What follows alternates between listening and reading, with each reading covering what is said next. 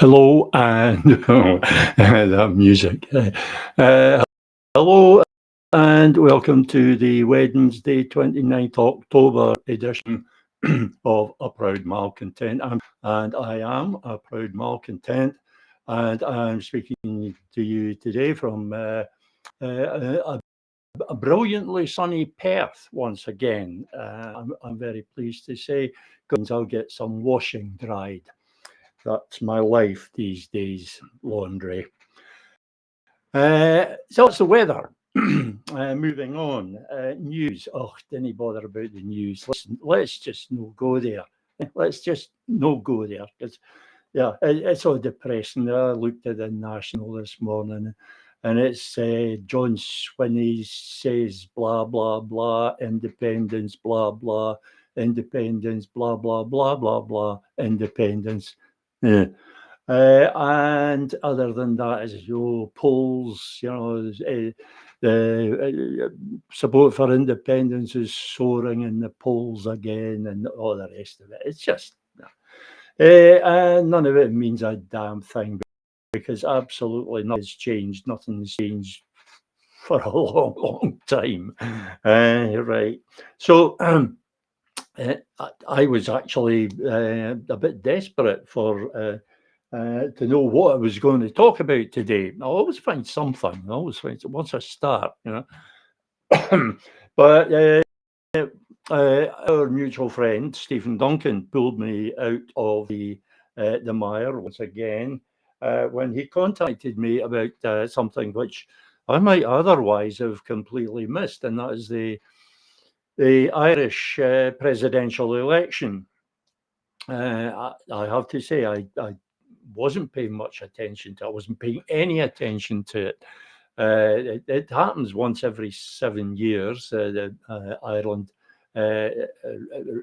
elects a new president. The president has an important role in Irish politics. They're the head of state, and they have many ceremonial duties, but they're also the guardian of the constitution. I would envisage that in an independent Scotland, we would necessarily be a republic. We would have a president, a head of very much like the Irish presidency, as I see it. But I probably should have been taking more interest, but I wasn't until, as I say, Stephen drew my attention to the Irish presidential election when he sent me an email with a link to a topic about it. But what struck me, what stood right out right away, was some figures. But first of all, let's take a wee look at what actually happened in the Irish presidential election. And we see here, there's a BBC News report. Connolly declared president of Ireland after landslide win, and it was a landslide win. As you can see from that graph there, it was massive. The winner, Catherine Connolly, standing as an independent, took 63% of the popular vote, which is a record in Irish presidential election history. And she was standing, as I say, as an independent. And there was only other one, despite that chart there was actually only two people running. Jim Gavin, I get mixed up with the Irish parties, so I'm not going to try and say what party he was representing. I get them very mixed up.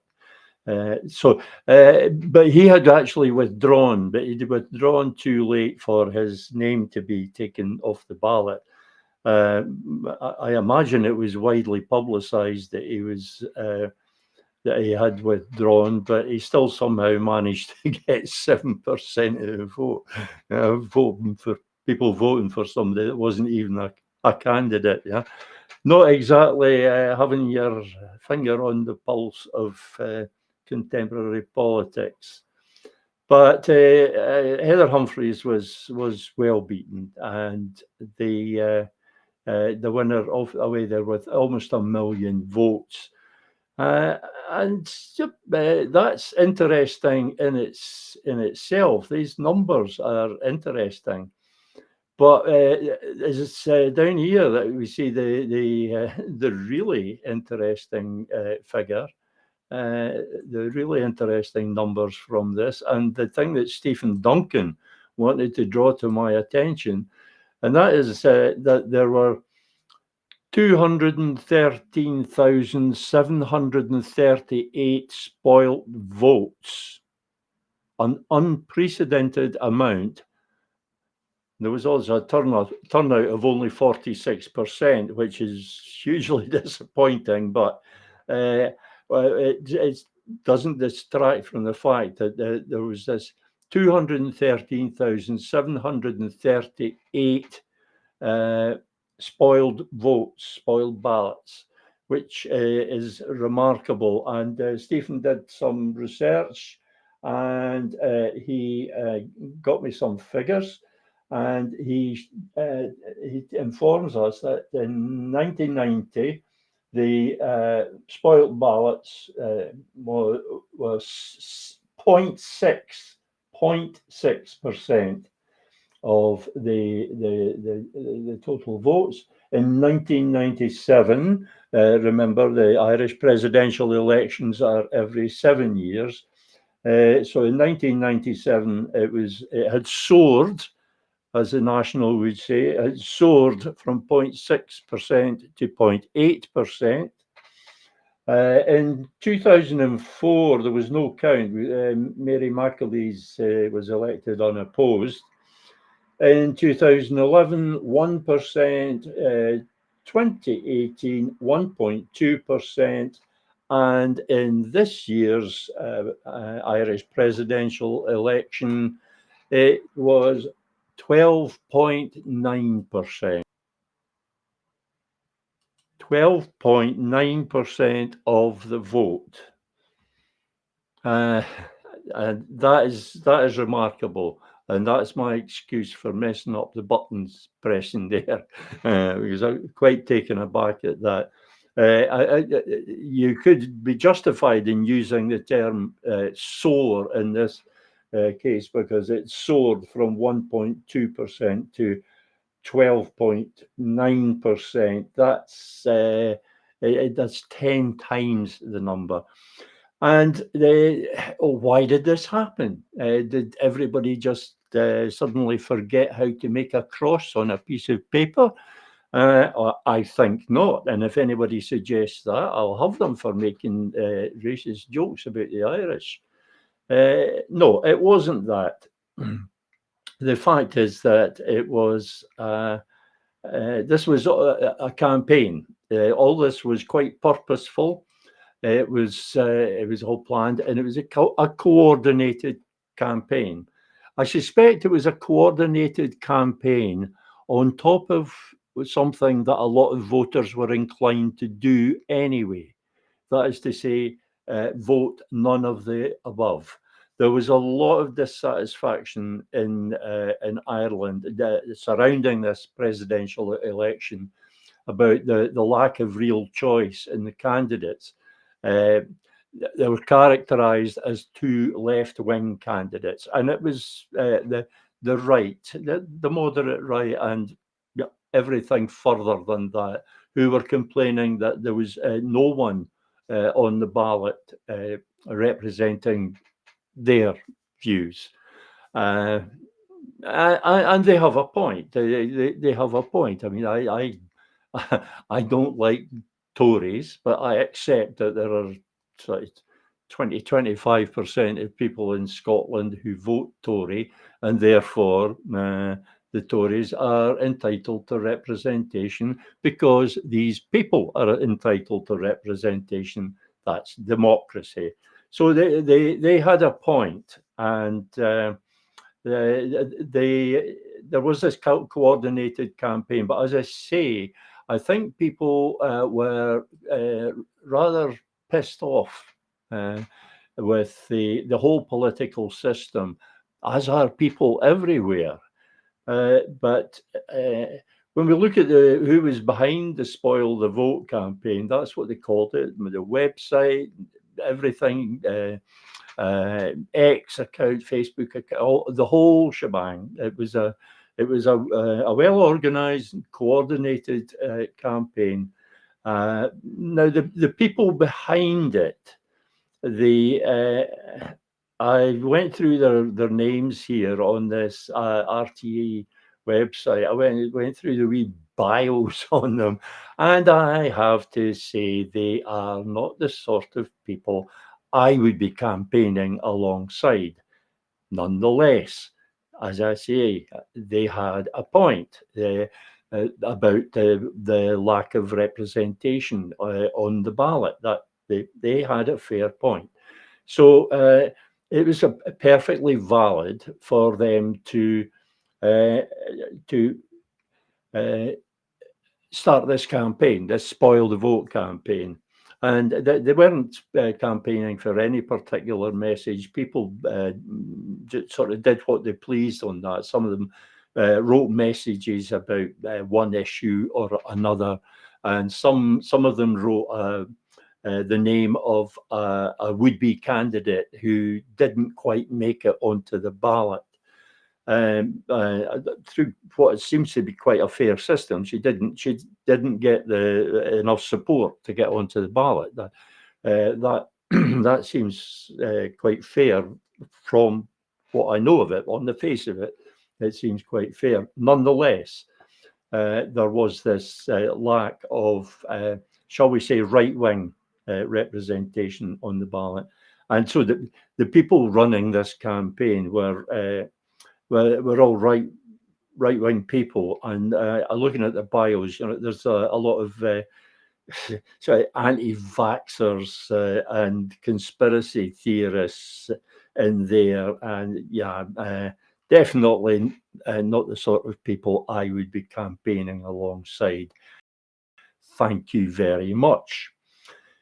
So, why was this all of interest to me? Well, some of you may remember that in excuse me, last year's the 2024 UK general election, I ran another one of my one-man campaigns. And it was very similar. It was a spoil your vote campaign, although I didn't call it spoiling your vote because that's a very negative term. What I was asking people to do was to repurpose their vote. Excuse me. And I asked them to all repurpose it as a vote to end the union. Now, at that time, I stated that this was just because I got a lot of people saying, "Oh, you can't do that in a Holyrood election." I said, "Well, this isn't a Holyrood election. Duh. Pay attention. It's a Westminster election, and it makes absolutely no difference how we vote in that. Scotland never gets the government, the UK government that we vote for. Never. We sometimes coincidentally vote for the same as they do in England. But we get that government not because we've voted for it, but because England has voted for it. And most of the time, we don't get that coincidence at all. So it really doesn't matter who you vote for. And there was a time when I would have said it was important to vote for the SNP, which at that time was really the only pro-independence party. It was still a pro-independence party at that time. And it was important because it was to send a signal, and it was we expected big things. At one point, we sent 56 of them down there, and we expected big things of them. We expected them to do stuff. We we we expected them to settle up, and instead they settled down. You just take a look at Pete Wishart, for example, the perfect example of settling down. If he had a strap line, it would be "I've settled down." Uh, so that ceased to be important. It ceased to be important because the SNP simply wasn't living up to our hopes or expectations. It simply wasn't doing anything. So by the time it came to last year, I concluded that it really didn't matter who we voted for in a Westminster campaign. So we might as well repurpose our vote. So I suggested that everybody repurpose their ballot by writing "End the Union" across it, with or without the hashtag, just the words "End the Union." It was important to have consistency so that it would be readily identifiable as a coordinated action, a coordinated campaign. And if we got enough support for this, if we got enough participation, it would certainly send a message. It would rock things a wee bit, just as that 13% spoilt votes in the Irish presidential election. That's all. That's all they're talking about now. They're not talking about the winner, and they're not talking about the election at all. They're talking about that 13% spoiled votes. That has given the politicians a fright. I bet it's given them a fright. That is the people standing up to the politicians. That's the people saying, right, we're not prepared to just take whatever you're going to give us. We're going to tell you what we want, and you will get it for us. That is your job.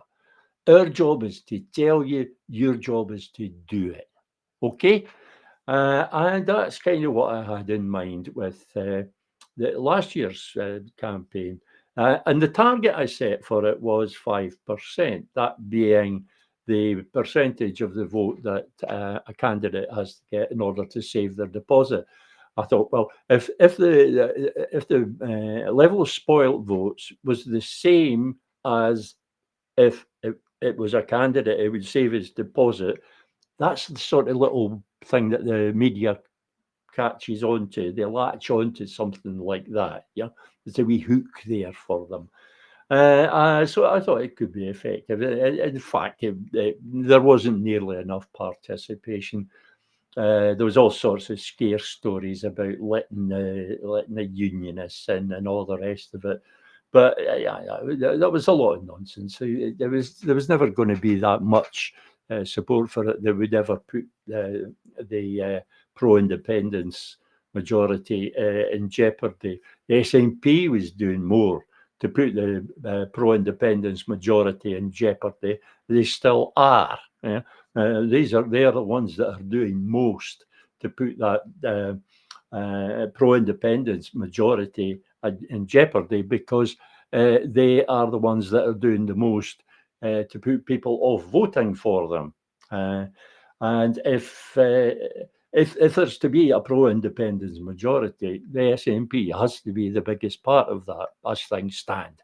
And that's not going to change before the election next year.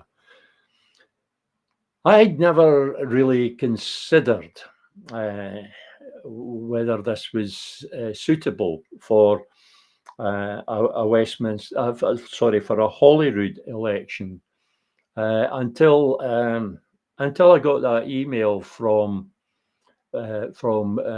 Stephen, and then I started to think about it, and I thought back to last year and the campaign that I ran unsuccessfully. Honestly, I can't remember what the level of spoiled votes was in the 2024. I was told, I think it was higher than usual. It was more than usual, but it hadn't increased by enough to make any impression. So it really doesn't matter what it was. Just it was higher than usual. So some people, it looks like some people participated in the campaign. Some people were prepared to stand up to the politicians. Some people in Scotland, the same as there had been in Ireland. Anyway, this is from an article that I published on my old WordPress blog back in February last year, in the run-up to the 2024 UK general election. And I'll just read out, there's not much here, but I'll read out what I said about this. My thinking is that if the Yes movement is once persuaded to come together for a particular purpose, it will thereafter be more easily brought together for whatever purposes the fight to restore Scotland's independence requires. What is needed is some form of action that is all but certain to be supported and participated in by the largest part of the independence movement. This action must, therefore, be something that will appeal to the least committed of those activists, the ones who don't go on marches or attend rallies or take part in street work. Don't expect these people to do anything that requires much in the way of effort. Don't ask them to make a sustained effort. Ideally, make it a case of not doing something rather than doing something. But if it must be something that is done, make it a quick and easy one-off. And if it's fun to do, that's even better. The idea of repurposing the ballot paper in the 2024 Westminster election as a vote to end the Union ticks all those boxes. It involves nothing more than writing "End the Union" across the ballot paper. And that's it. If enough people do this, it will create a bit of a stir. There will be a reward for the effort of repurposing the ballot in the form of a discernible effect. This should make it easier to persuade Yes activists to participate in the action. Hopefully, this might grow into the kind of sustained and concentrated and coordinated mass campaign that is needed if our aspirations are to be realised. I shall be continuing to promote a Repurpose Your Vote campaign between now and the Westminster election, whenever that might be. Whether it succeeds is up to you. And sad to say, the independence movement decided that it was not going to succeed. Like they kind of decide most campaigns are not going to succeed because everybody wants to do their own thing. Everybody wants to support their own party or their own organisation or their own initiative. So this idea of a mass coordinated campaign would seem to be a thing of the past. It's simply not going to happen anymore. The independence campaign just isn't built that way anymore. The independence movement, I should say, simply isn't built that way anymore. So it didn't work last year. So, but getting that email from Stephen got me to thinking about next year's election. And I had been asked on social media, I'd been asked, and in private communications, I had been asked numerous occasions how I was going to vote next year in the 2026 Scottish general election. And I couldn't tell anybody. I couldn't say. And I wasn't prevaricating. I'm quite happy to say how I'm going to vote, but I had to say that I have no idea. I simply don't know. Apart from anything else, the situation is so fluid that pretty much anything can happen between now and then. Probably won't. my guess is that we'll go into the election campaign much as we are now. In fact, that election campaign's kind of started already. I don't think anything much is going to change. I honestly wish it would, but I don't think anything much is going to change. However, the real puzzle is that I cannot possibly vote SNP because I cannot vote for what John Swinney is proposing, because what he is proposing is treachery. I've explained this before. A lot of people don't like it. A lot of people simply reject it, but nobody has actually been able to deny that it's treachery, other than just an outright denial. They haven't been able to refute it. What he proposes to do is submit a formal request for a Section 30 order. He basically wants to replicate 2014 or 2012 for that matter. He wants to replicate the whole thing. Just exactly the same, because he says it's tried. The problem with that, of course, is that the 2011 election, Scottish general election, which gave the SNP a working majority, supposedly impossible. The voters broke this. SNP didn't break the voting system, the voters did, but it was a fluke. John Swinney, mad as he is, thinks he can engineer a fluke. He thinks he can make a fluke happen against all the odds. And when his party is in opposition, in 2011, the Scottish government and the SNP were very popular. As governments go, they were very popular, and so that is part of the explanation for the 2011 result.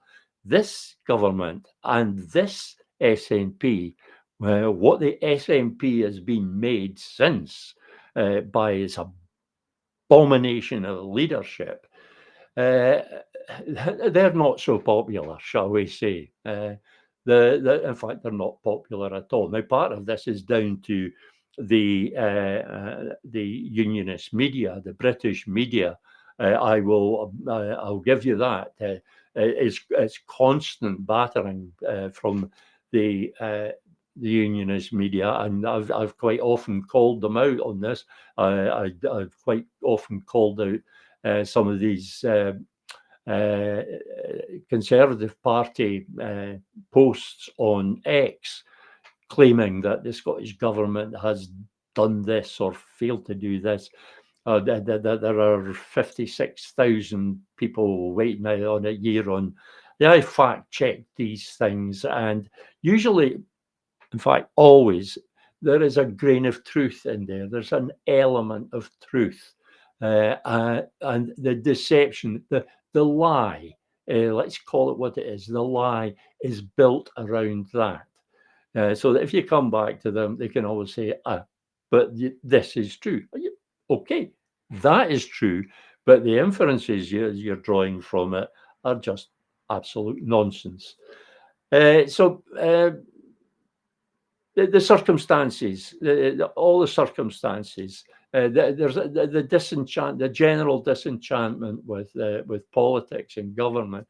All these factors are playing against this fluke being engineered. And because it was a fluke, it was difficult enough to engineer in the first place. Some would say impossible.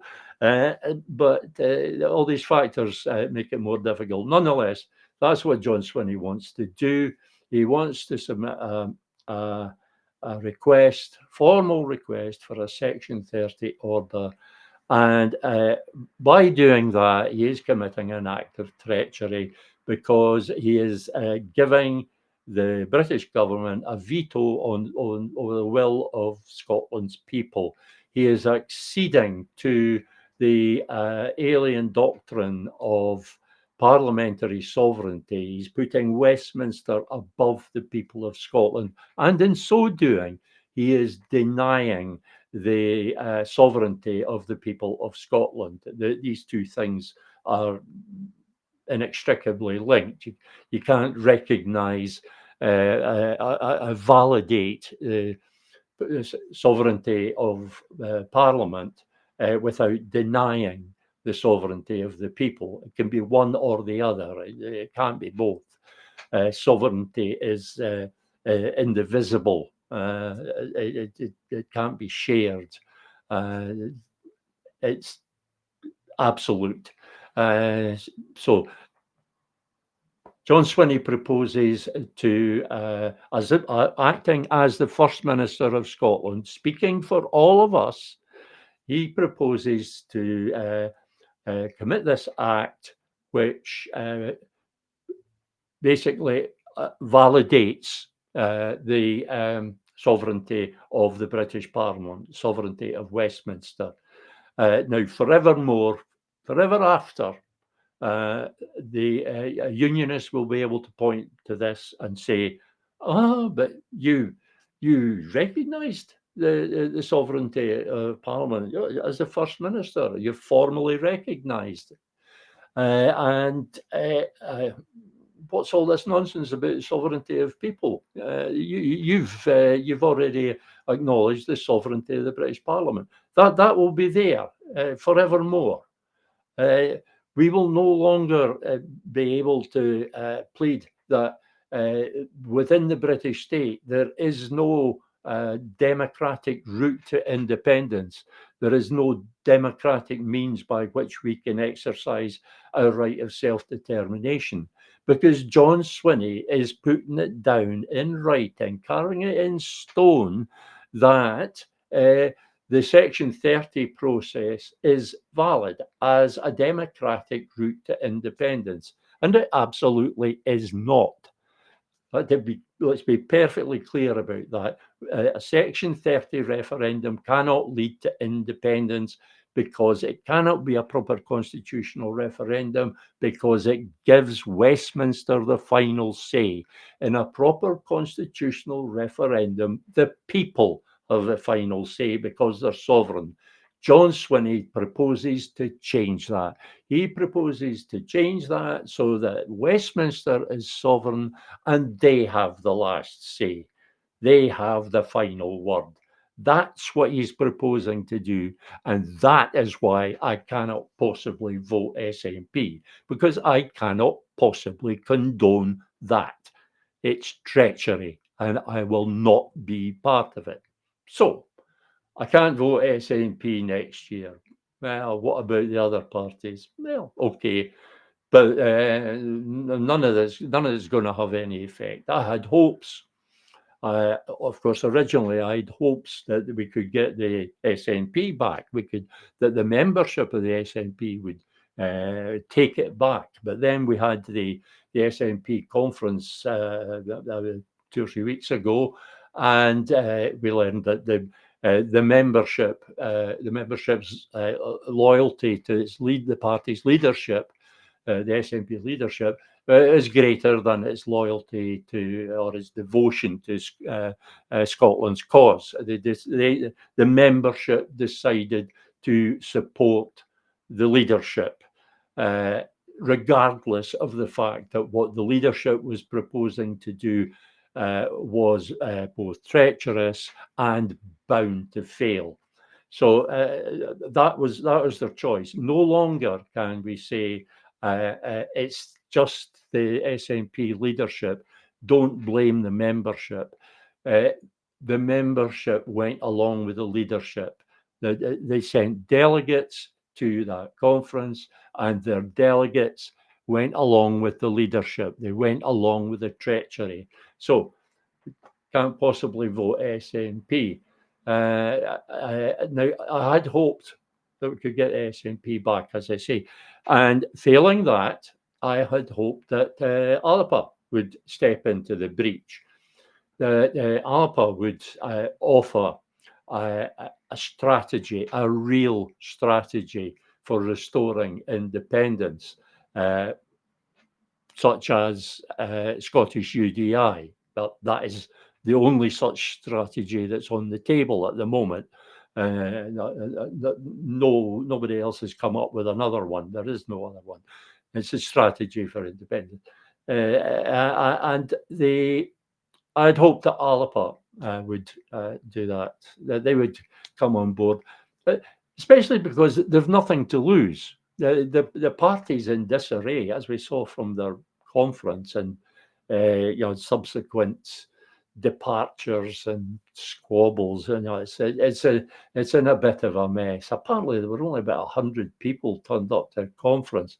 That's sad. Yeah, it really is sad. Alpa could have been so much. But Kenny McCaskill's such a huge disappointment. He has the presence, he has the authority, he has the gravitas. He maybe doesn't have the charisma. He certainly doesn't have the guts. He doesn't have the spine. He's just like all the rest of them, like John Swinney and all the rest of them. He's just shit scared of going up against the British state. He's terrified of the politics of confrontation. They're all like mini-me's of Nicola Sturgeon. Absolutely terrified of confrontation, totally averse to it. And, you can't avoid that confrontation. This is British politics we're talking about. It is adversarial politics. You can't avoid confrontation. If you want to go somewhere, you're going to have to confront the people, the things that are stopping you going there. So confrontation is not to be avoided. Nicola Sturgeon was always on about avoiding legal challenges. Avoiding legal challenges, never doing anything that might be subject to a legal challenge. This is avoiding confrontation. Pretty much anything's subject to a legal challenge these days. And besides, legal challenges aren't there to be avoided. They are there to be taken on and beaten. That's what a party representing this country should be doing. They should be taking on these legal challenges and beating them. Should be picking its fights. We should be picking the fights, right? I'll say that. But we should be taking them on and winning them, not avoiding them altogether. Because you avoid them altogether, you avoid confrontation altogether, you never get anywhere. You're letting the people who are stopping you stop you. So it's not Alpa either, because there's very little sign that there's the remotest possibility of Alpa coming on board with a real independence campaign instead of a mere election campaign. So that leaves the other fringe parties, and quite honestly, there's absolutely nothing there. They're not even showing on the polls. I doubt very much if they're ever going to show on the polls. And it's not that I don't support them because they're not showing in the polls. It's because they're not showing in the polls because they haven't got anything special to offer the voters. If they had something special to offer the voters, they would be showing in the polls. And if they had something special to offer the voters, and it was something that this voter liked, then I would support them. So it's not just because of the numbers. That's not the way I think. I don't not support them just because they're going nowhere at the moment. I don't support them because there's no reason for them to go anywhere at the moment, as far as polling is concerned, as far as support is concerned. They just aren't offering anything distinctive, much like Alpa.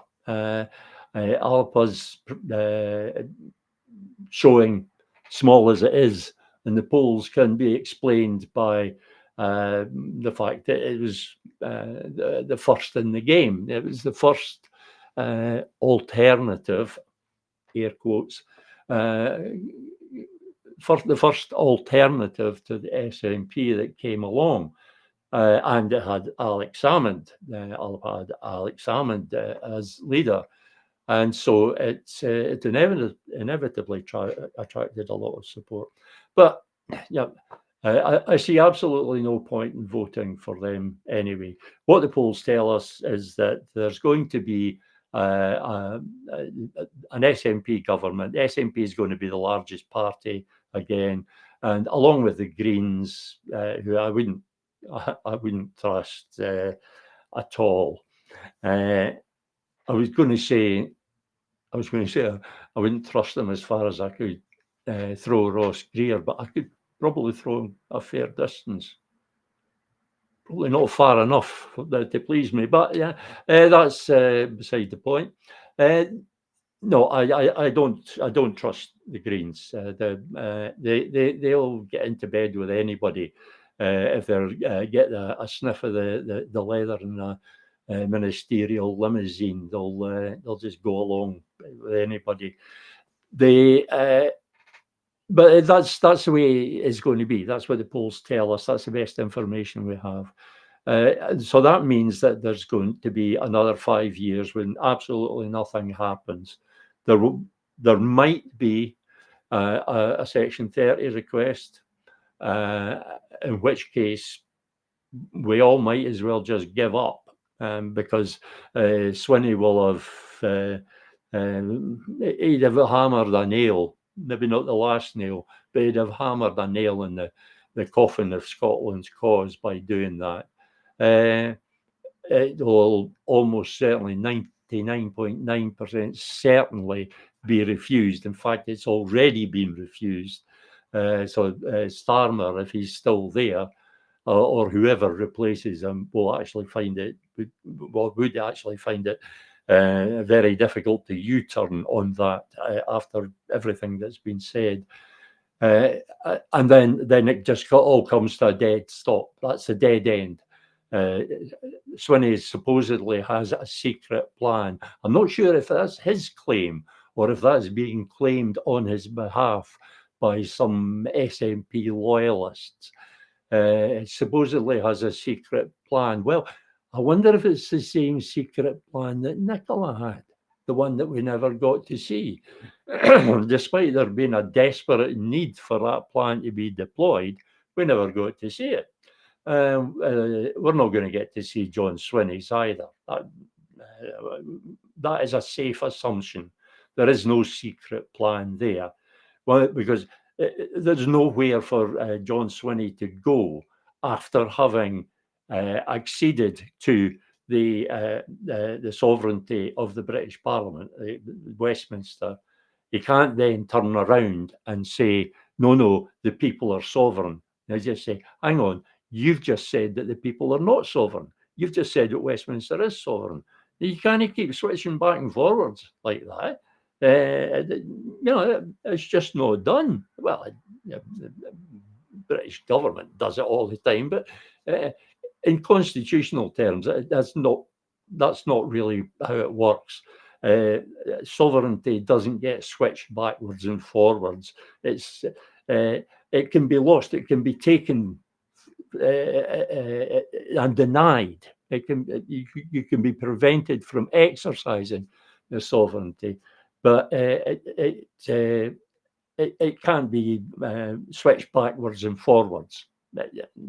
So, having just accepted the parliamentary sovereignty, you can then switch back. And having accepted that the Section 30 process is a legitimate democratic route to independence or route to exercising our right of self-determination, having accepted the validity, the legitimacy of that, you cannot turn around and say, no, we have to do it another way because there is no way. So we have to do this, which would have to be a form of UDI.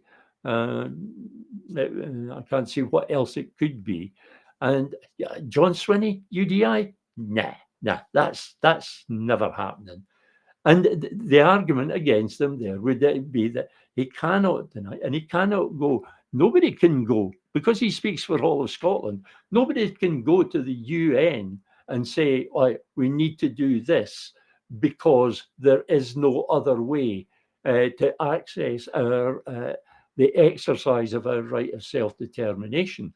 The British state just turns round and says to the UN, "But the First Minister of Scotland has just acknowledged that the Section 30 process is a legitimate way for them to exercise their right of self-determination when the time is right. And they have acceded to our authority to determine when the time is right. Because when you ask for a Section 30, you ask for anything, the right of the person that you're asking to refuse is implicit in that. So that's the veto. That's the veto that John Swinney wants to give to the British state. Sorry, I get a bit worked up when I think of this. So he's nowhere to go. So he makes that Section 30 request. Starmer tells him off, and that's it. Nothing else happens. It starts at that point. It starts with, "Oh, aren't they terrible? Isn't Westminster terrible, denying us our democratic rights? Woe is me. Just wait till the next election, then we'll show them. You vote for SNP in the next election, then we'll show them. Hey, they will do it." Fewer and fewer people are falling for that, but still far too many. Far too many. They're falling for Swinney's swindle. It's pathetic. It makes you despair. Anyway, what this is all coming round to is my realising, having been asked how I was going to vote, and I was actually getting to the point where I was thinking personally that I was going to have to spoil my ballot, because there simply isn't anything that I can vote for. There's just nothing there for me. As things stand, the way it looks like being now, I know there's a long time to go and something dramatic could happen. Well, fine. In that case, I will adjust my thinking to accord with the new circumstances. If something comes along, like a new party that adopts a manifesto for independence and embraces the Scottish UDI strategy for restoring independence, a party like that comes along, then, whoa, yeah, I'm voting for that. Damn sure I'm voting for that. That's a real independence party, a party that's not afraid of confrontation, a party that's not afraid to use the term UDI. A party totally unlike the ones that we have at the moment. Such a party might come along. It's late in the day, but Alapa came along very late in the day back in 2021, and they're still in existence. We can say that much. I'm not sure for how much longer, but they are still in existence. They've survived. So it shows that there is a space there. Unfortunately, Alapa failed to be the alternative that it might have been. But there is a possibility that that real alternative, that real radical pro-independence party might come on the scene. A party such as I wanted New Scotland Party to be. As you're probably aware, New Scotland Party was put on hiatus mainly because we considered it more important to get the existing parties to change their approach to the constitutional issue, and that's why the Manifesto for Independence campaign was launched. Because those parties, such as the SNP, I figured, the SNP is going to be there anyway, regardless of what we do. The SNP is going to be there. So we have to get them on board. If we can't change them, then it's pretty pointless trying to change anybody else, uh, unless by changing one of the other parties, you were putting pressure on the SNP.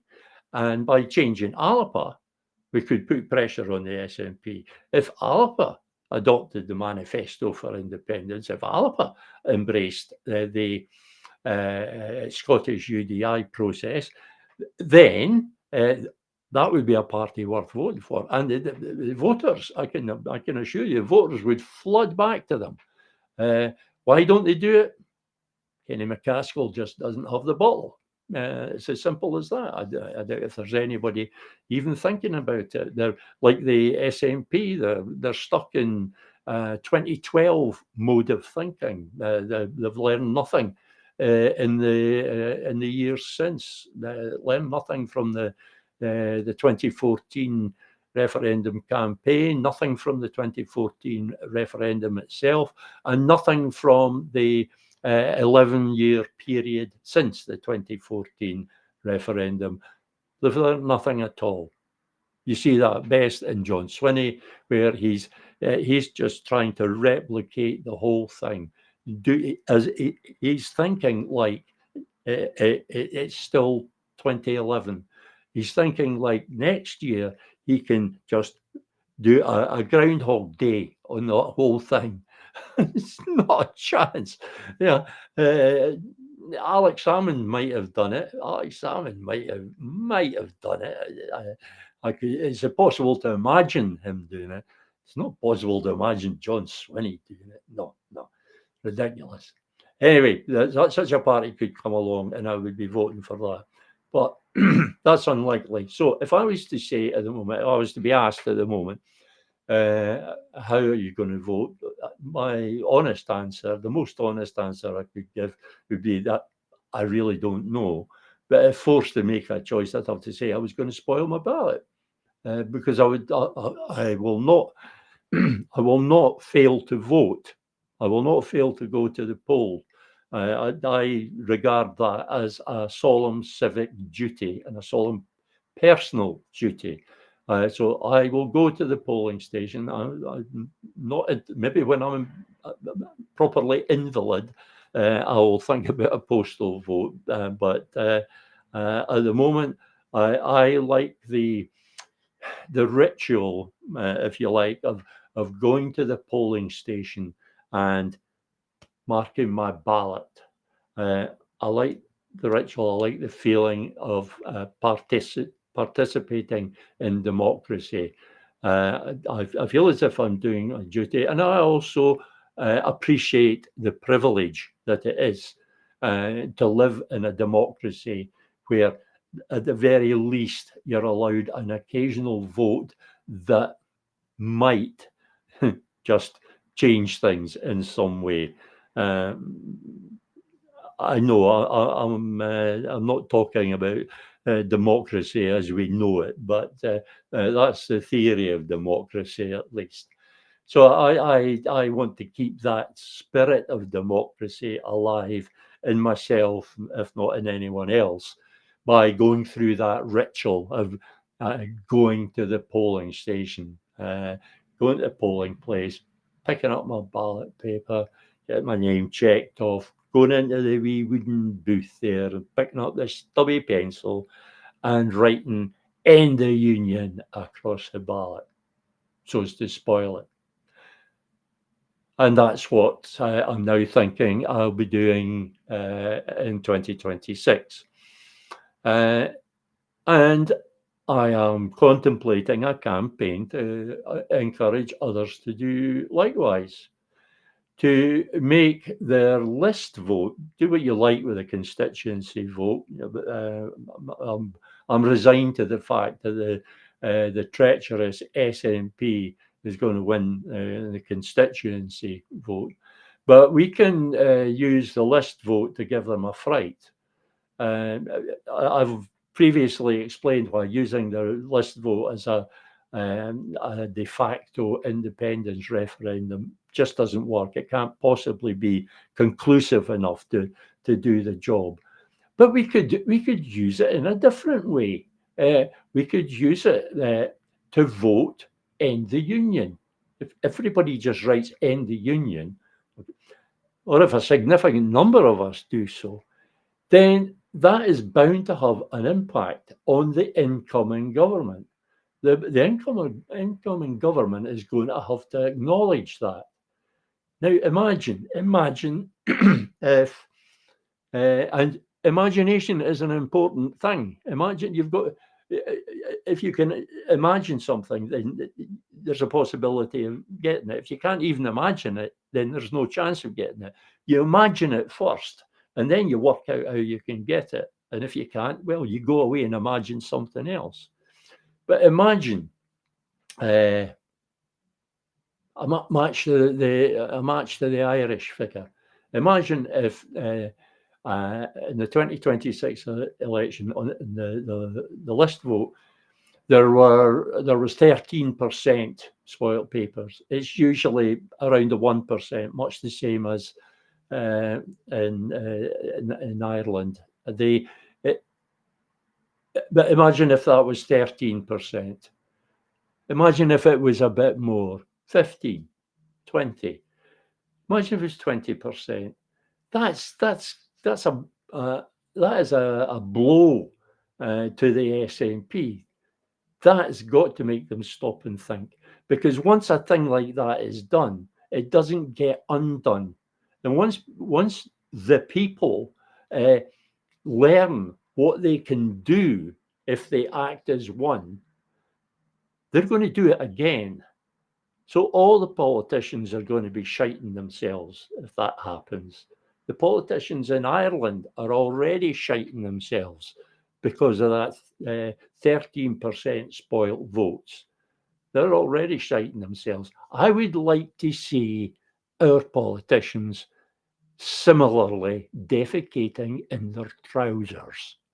I would love to see that. The politicians should be afraid of the people. That is the way it should be. They should fear the people. They should fear the people because we make demands of them. At the moment, we don't make demands of them. At the moment, we just accept whatever they're prepared to give. We take a choice between what one law is prepared to give and what another law is prepared to give. And the fact of the matter is, there's no choice there. Why would they? Why would they offer us anything better than the least that they can get away with? Why would they offer us champagne when we're prepared to accept pish? Things won't change until we demand it. And maybe, I'm not finally decided yet, but maybe the 2026 election, it could be the democratic event where we do that, where we the people speak, the people make their voice heard. A term from the Irish Spoil the Vote campaign: make your vote roar. Well, by writing "End the Union" across your regional ballot, you can make the vote roar. You can make your vote roar.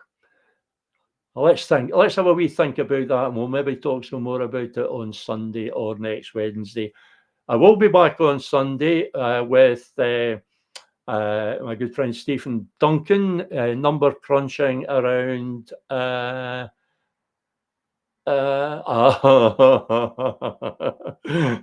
forgotten again. I'm sorry, Stephen. Listen, tune in on Sunday. You'll find out soon enough. Until then, goodbye.